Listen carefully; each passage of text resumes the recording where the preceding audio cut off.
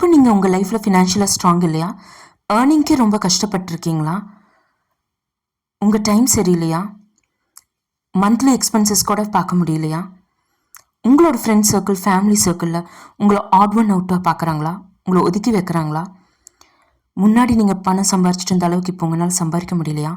ரொம்ப யோசிக்காதீங்க. Just ignore. இப்போ உங்களை சுற்றி இருக்கவங்கெல்லாம் உங்களோட இப்போ இருக்கிற சுச்சுவேஷனை மட்டும்தான் பார்க்குறாங்க.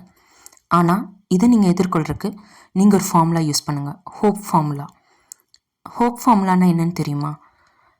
ஃபஸ்ட்டு ஹோப்ஃபுல்லாக இருங்க, நம்பிக்கையாக இருங்க, ஆப்டமிஸ்டிக்காக இருங்க, பாசிட்டிவாக இருங்க, பர்சிஸ்டன்ட், தொடர்ந்து செய்யுங்க. இப்போ நீங்கள் செஞ்சிட்ருக்கதை இமோஷ்னலி ஸ்ட்ராங்காக இருங்க. மற்றவங்க என்ன நினைக்கிறாங்க, உங்களை பற்றி என்ன பேசுகிறாங்கங்கிறது கவலைப்படாதீங்க.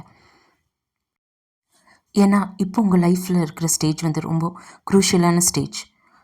ஒன்றும் இல்லை, night before the dawn is darkest அப்படின்னு சொல்லுவாங்க.